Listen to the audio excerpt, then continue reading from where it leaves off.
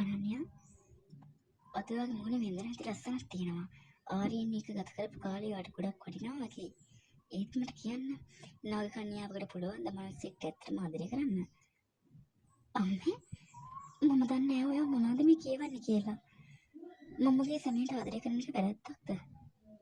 රඟපෑම නවත්තන්න රුචිකා. ඔයා හිතුවද මගේ ඇස් දෙක රවට්ටන්න පුළුවන් කියලා? අනන්‍ය කොයිද? එයා ශිව දේවාලේ පණ අදිද්දී ඔයා එයාගේ සැමියෙක් ආදරෙන් ඉන්නවා. ඒකද ඔයාගේ සහෝදර ප්‍රේමය? ඔයා කොහොමද මගේ නමකම දන්නේ? මම නොදන්න දෙයක් නෑ මේ ලෝකේ.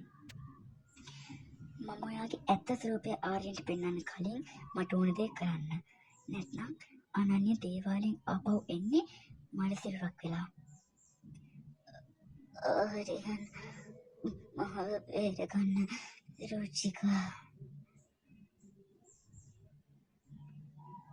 අනන්‍ය මේ කොයාට මට දැනෙනවා යා මේ දවස්වල ලොකු පීඩනයකින් ඉන්නවා කියලා.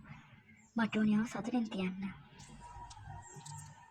ඇයෝ ඔහොම බලන්නේ ඇස්සල කදලු. අනේ හරියන්න.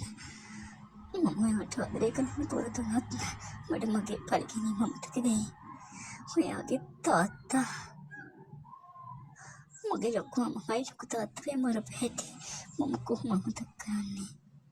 ඒත් ඔයා කරුණාව මාව දිය කරලා දානවා. ස්තුතියි ආර්යන්. ඔයා හරිම හොඳ මිනිස්සෙක්. ඔයා වගේ කෙනෙක් මගේ ජීවිතේට ලැබුණ එක නම් සතුටු වෙනවා. යමුනා ඒ රුචිකා කියන කෙල්ල ආර්යන්ට ඇත්තටම ආදරය කරන්න පටන් අරන්. ඒක අපිට වාසියක්. අපි ඒ ආදරය පාවිච්චි කරලා අනන්‍යව කොටු කරමු. අනන්‍ය දේවාලෙන් එනකොට රුචිකා ආර්යන්ව අයිති කරගෙන ඉන්නව දැක්කොත් ඒ දෙන්න අතර ලොකු යුද්ධයක් ඇති වෙයි.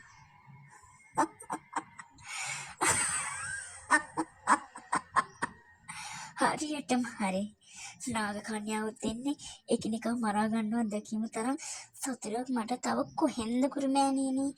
ඒ අතරේ මනාග මාණික්‍ය මගේම කරගන්නවා. සේනකටවත් ආර්යන්ටවත් මේ නාගයෝවත් මගේ ගමන නවත්තන්න බෑ. හැපෙන්නේ පුළුවන් නම් බේරෙනවා මගෙන්.